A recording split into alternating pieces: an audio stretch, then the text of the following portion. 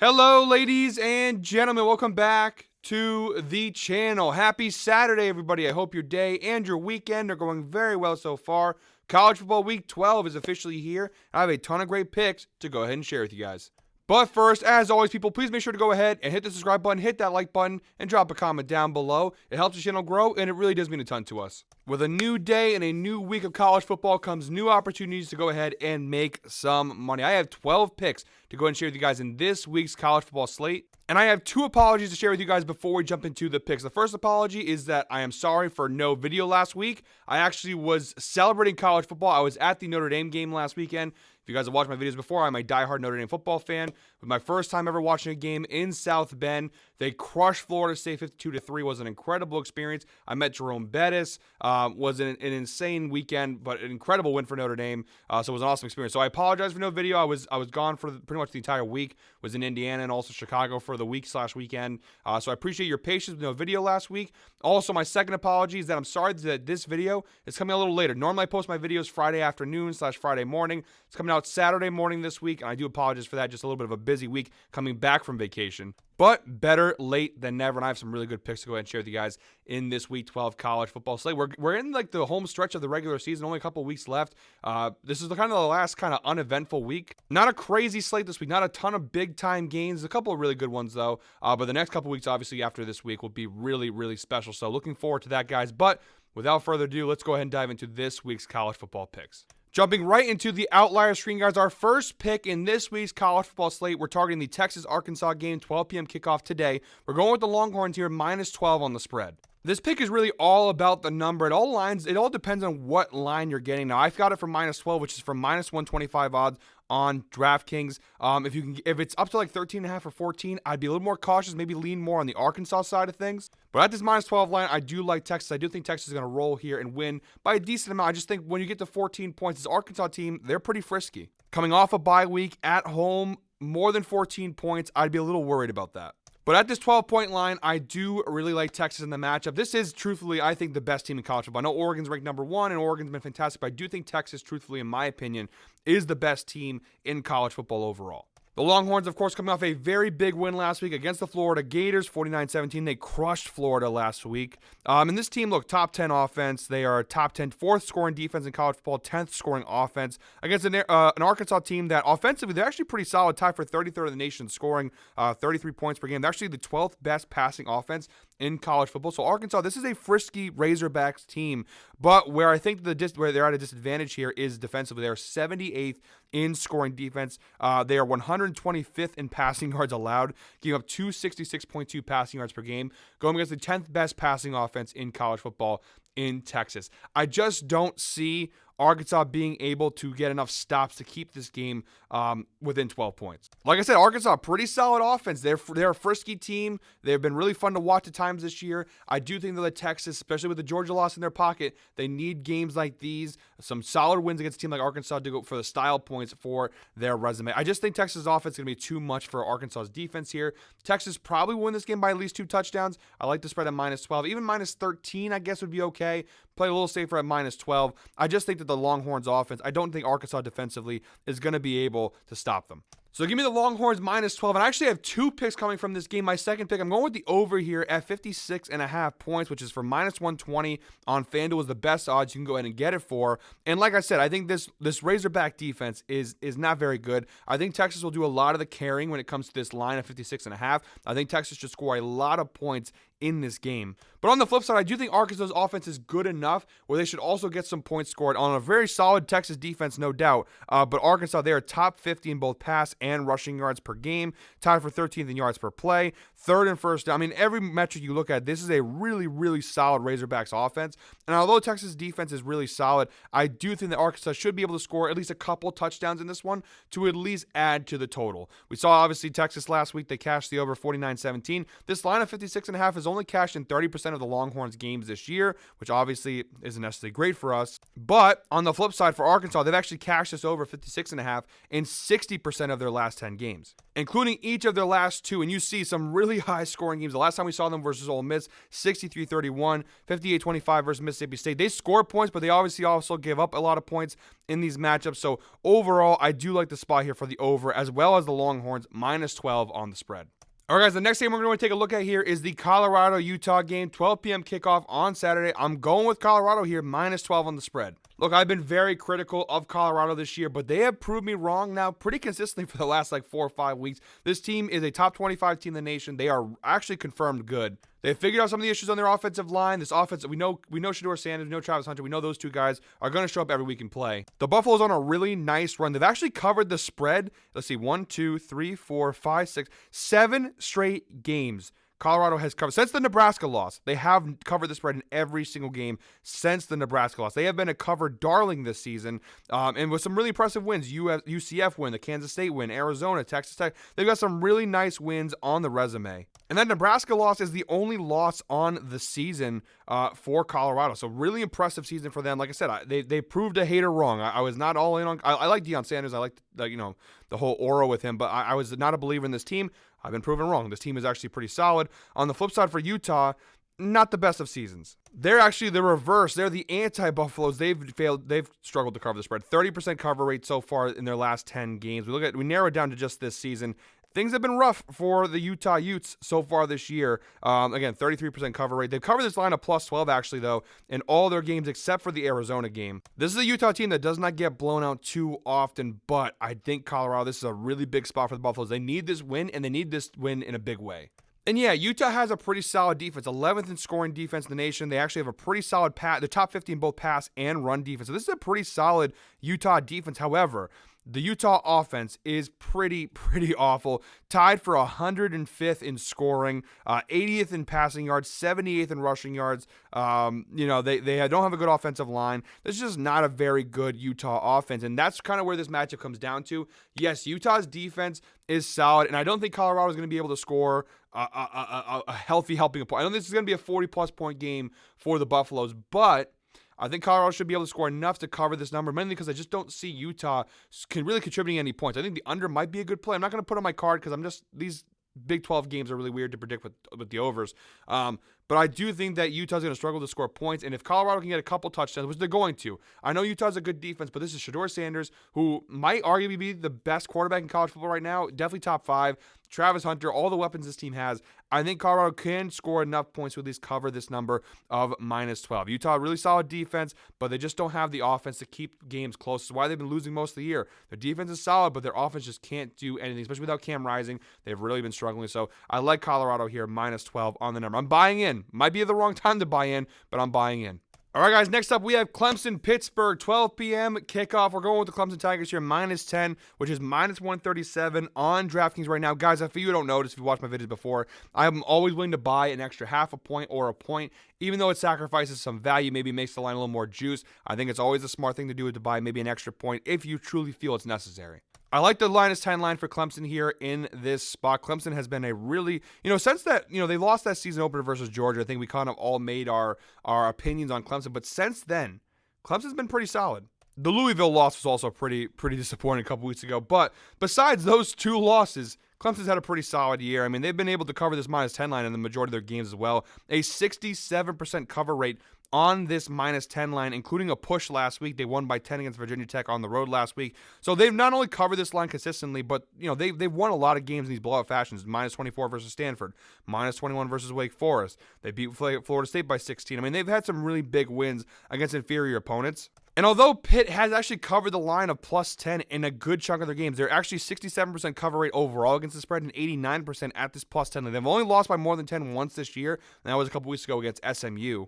However, though, I do think that this Clemson team is a lot better than Pitt and should be able to win by double digits. Look at the record versus common opponents. When Clemson played Virginia, that's the one team that these two teams have played that's a common opponent. Clemson crushed Virginia 48-31, while Pitt lost to Virginia 24-19. That was last week that they lost to Virginia. So that's kind of a record versus common opponents to see where these two teams stand. Overall, this Pitt defense is just not going to be able to hold up with this Clemson offense. Clemson 14th in the nation in scoring. They are top 25 in both passing and rushing yards. On the flip side, Pitt tied for 72nd in scoring defense, giving 25.1 points per game, and they're 115th against the pass. 251 passing yards per game. Just not particularly great. And although this Pitt offense has been solid, actually 16th in the nation, scoring 36.7 points per game, and Clemson defensively, they're not great.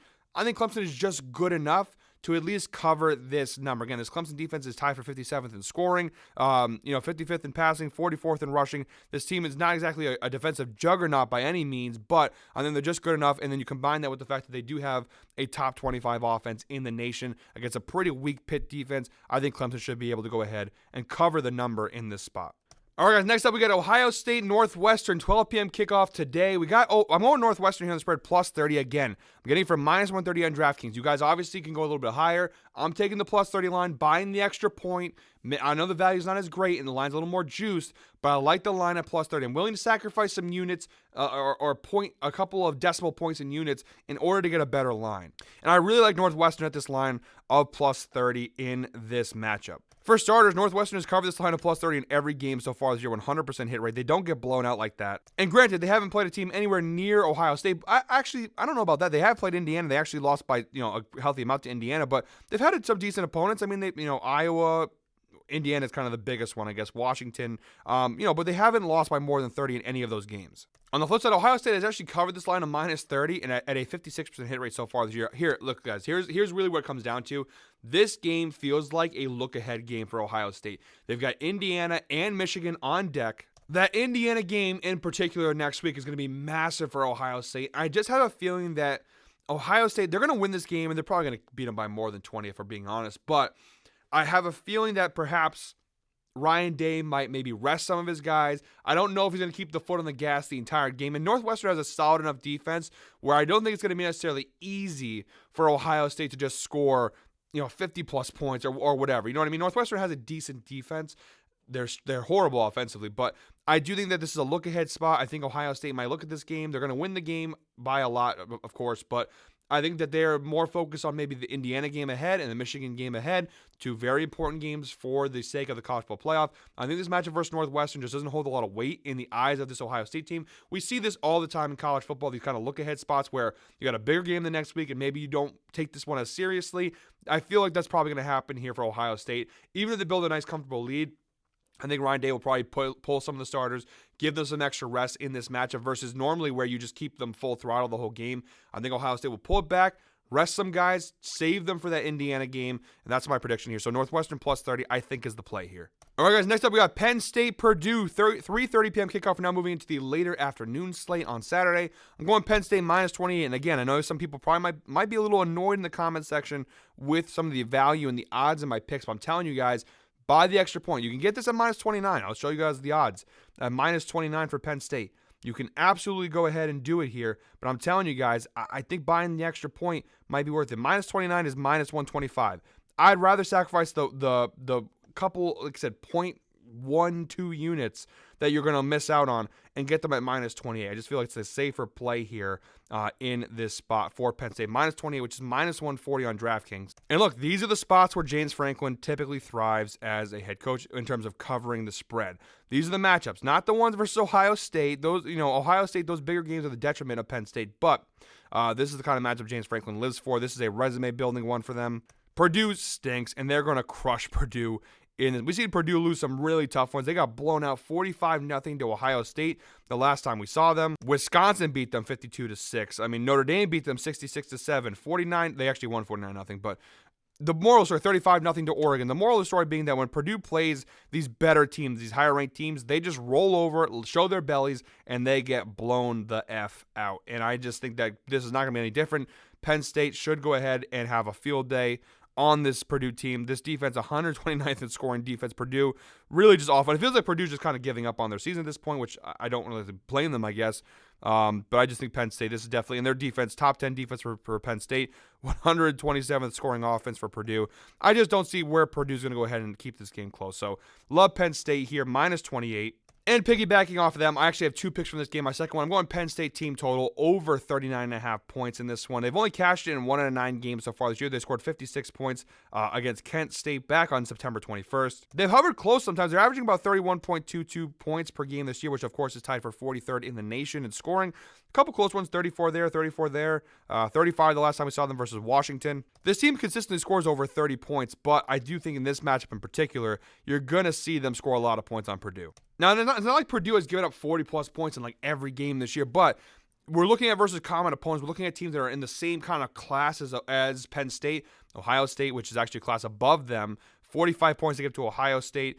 They gave up, 50 points to Illinois, 35 points to Oregon, which was, Oregon kind of took their foot off the gas towards the end of that game. 66 to Notre Dame. So teams have been able to score a healthy amount of points. 52 points Wisconsin put up on them. So teams have been able to score a healthy amount of points on this Purdue defense. I think Penn State scoring 40 points is definitely in the cards here. All right, guys, next up we got Notre Dame, Virginia, 3:30 p.m. kickoff.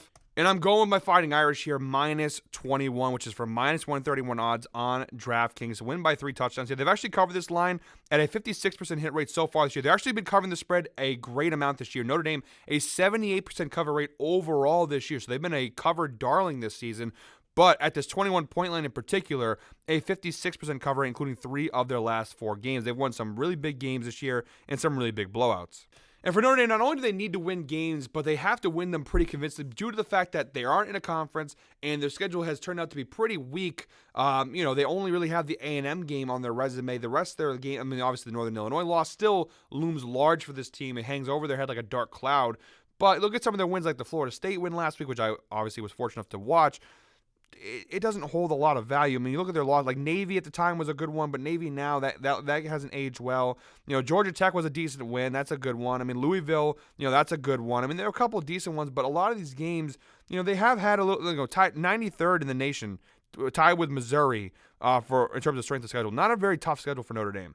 And again, there's no conference championship for them. So when it comes to the college football playoff, yes, they are firmly in a spot right now. But they not only need to win out to make the playoff, but I would say they need to win pretty convincingly. Now, if they just win out, I think they should make the playoff. But they need to win pretty convincingly, too, to increase their seeding. Because, again, they don't have that conference championship in their back pocket. They don't have the strength of schedule to boost the resume. And look at the schedule leading up in the next couple of weeks. They don't really have a lot to look forward to. So they need to win. They need to win convincingly. So a game like this one versus a Virginia team that's not very good, Notre Dame needs to win, and they need to win convincingly, and I think they will. Notre Dame has the 3rd best scoring defense in college football right now. Matchup versus a Virginia offense that's 83rd. So this is a Virginia team that doesn't score a lot of points. Matchup with a Notre Dame defense that doesn't give up many points. 11.1 points per game given up. 2nd best passing defense in college football. 40th against the run. Just a really solid Notre Dame defense. On the flip side, Notre Dame offense is 12th in the nation right now against the 81st scoring defense. This is a really good matchup for Notre Dame. I don't see how they don't win this game by at least 3 touchdowns. Give me the Irish here, minus 21. All right, guys, next up, we're continuing with the 3:30 p.m. slate. We're going LSU at Florida. Give me the Gators here, plus 5.5 at home. Minus 130 odds and on FanDuel. And, of course, Florida is coming off a really tough loss, also at home, actually on the road, against Texas.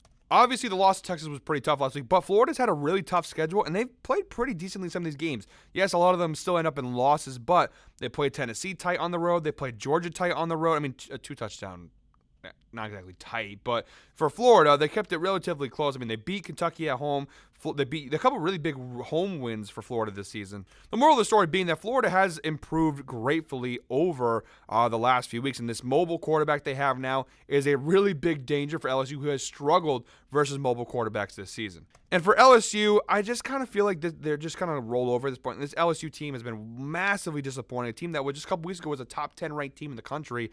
Some really bad losses here, to Texas A&M on the road, and then they got beat pretty handily by A&M, and then got crushed by Alabama last week. Really rough loss for them. LSU, obviously a 3-loss team. Their season's over. There's no college football playoff for LSU at this point. I just don't think they have I just don't see they can overcome a 3-loss team. I don't think a 3-loss team can make it. And this Florida team is frisky. I don't know. I'm not saying Florida's going to necessarily win this game, but I think this game will be really tight. I like the spread of plus 5.5. LSU could still probably win the game. I just think Florida, with the way they've been playing playing lately, with the type of offense they run, I just don't think it's a good matchup for LSU. The real question that I had for Florida in this game was if Lagway was going to play. And look at the injury report, he's not on it. So, I mean, he's going to play in this game, which obviously is a big boost for Florida. With him playing, I think they cover the number. Maybe a money line sprinkle, but I think definitely plus 5.5 is the right play. LSU has really struggled versus these mobile quarterbacks this year. So I like Florida here at home to cover the spread in the Swamp, plus 5.5.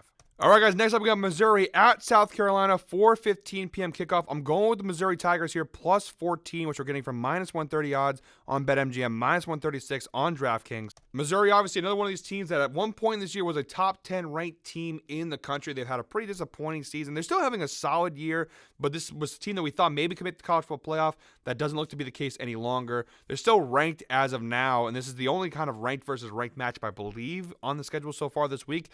These teams both in the top 25, but on the outside of the top 20. I think Missouri's 23, South Carolina's 21, if I'm not mistaken. Yes, Missouri's 23, South Carolina is 21. I just think a 14-point underdog, I think it might be too many points for South Carolina to cover here. South Carolina's been a revelation this year. They've had a really solid season, but I do think Missouri's still a solid team, and 14 points just feels like too much to me. I'm going to go and take the number here with the Missouri Tigers. They've covered this line in 78% of the games this year. Only 2 times this year have they failed to cover this line. That was the Alabama loss, where they got blanked 34-0. Really bad loss for Missouri in that one. And the Texas A&M loss, where they lost 41-10. Besides those two, Missouri hasn't really gotten blown out like this at all this year. Those 2 games obviously really rough on them, but overall Missouri, this offense is not the same anymore. This is South Carolina defense, really bad matchup for Missouri there. But on the flip side, South Carolina's offense, which is okay, Missouri's defense has actually been really, really solid this year. It's been kind of the one bright spot for this team. They are tied for 16th in scoring of just 18.4 points per game this year. Top 10 against the pass. Tied 52nd against the run, which obviously isn't great, but it's not terrible.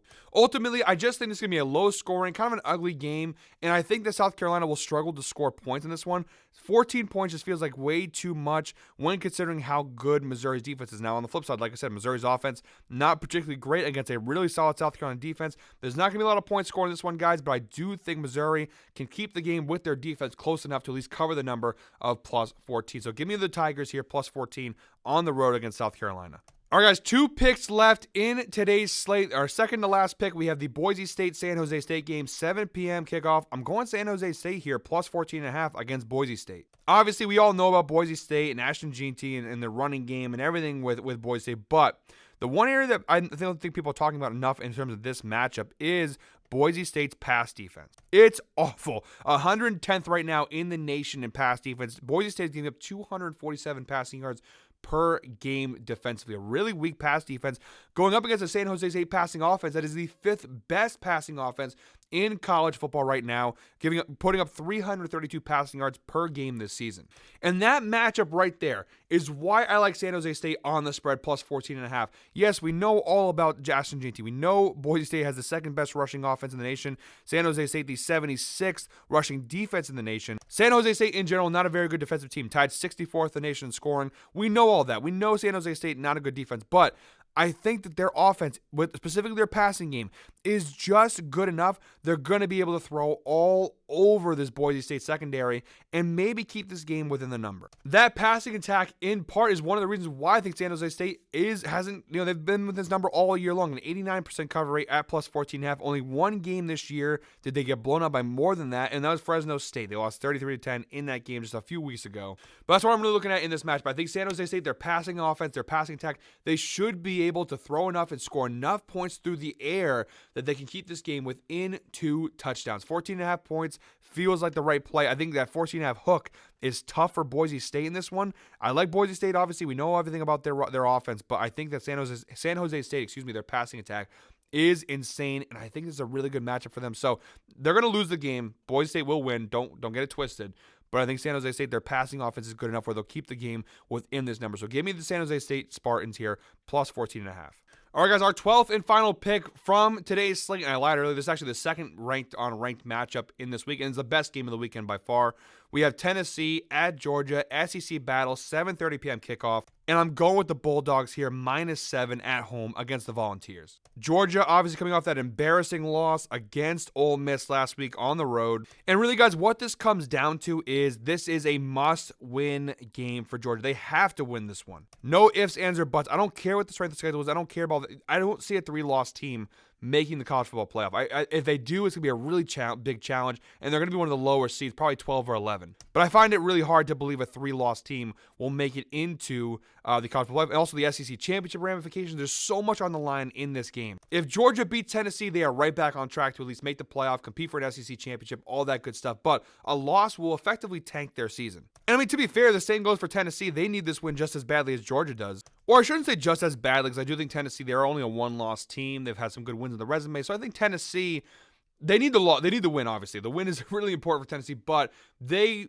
maybe more than Georgia can afford to lose this game. Georgia literally can't. If they lose the game, it's over. Their season is done. Their hopes, their dreams, everything they wanted from this year is out the window if they lose this game. Georgia needs it way more. I think Georgia's got at home too. Kirby Smart is just such a good coach. I think he's going to be able to overcome this Tennessee team. I like Georgia a lot. I know they've had some disappointing performances. I know Carson Beck has not been playing that great at all this year, but I like Georgia at home. I trust Kirby Smart. I think he's the better coach. I think this team has a lot of talent. So doesn't Tennessee, but I think Georgia is slightly the better team at home with their backs against the wall. So much on the line. This is where I think Kirby Smart thrives as a coach. Georgia, I like them a lot in this spot. Give me the Bulldogs, -7. I'm rocking them. Listen, I rocked with Georgia once this year. This was kind of like the big play I had against Texas. Remember that? Everybody said, no way, Georgia's not going to beat Texas, all this stuff. They went on the road and beat the Longhorns soundly in that game. This is Kirby Smart. He's the best coach in college football right now. I truly believe that. There's obviously some other guys in the conversation, but I think he is, in my opinion, the best coach in college football right now. I think Georgia, with the home field advantage too, backs against the wall, an absolute, literally a must-win. If they lose, their season's over. They need this win. I think they're going to win. I think they're going to beat them by at least 7. This is a season-saving game for Georgia. I love it so much. I'm going to go ahead and do a giveaway contest. All you got to do is comment Bulldogs down below. And if Georgia covers the spread and wins this game, -7, we'll give one lucky commenter a free $20 Amazon gift card. I love this spot for the Bulldogs. Back against the wall, give me Kirby Smart over. And only if Nick Saban were coaching would I love a better coach. I think Kirby Smart and the Bulldogs will go ahead and roll in this game. Tennessee, a good team, absolutely, but I think they're going to go ahead and lose this one here. Give me Georgia, -7. So, guys, those are all 12 picks from today's college football slate. Thank you very much, as always, for watching. One more time, guys, please make sure to go ahead and hit the subscribe button, hit that like button, and drop a comment down below. I'll be back next week with another college football picks video, and that will be, of course, back in our regular Friday time slot. Apologies for the later video today, but schedule kind of got a little hectic this week, but thank you very much, guys, for watching. We'll be back next week. Until then, I hope you're all winners. Enjoy week 12 of college football.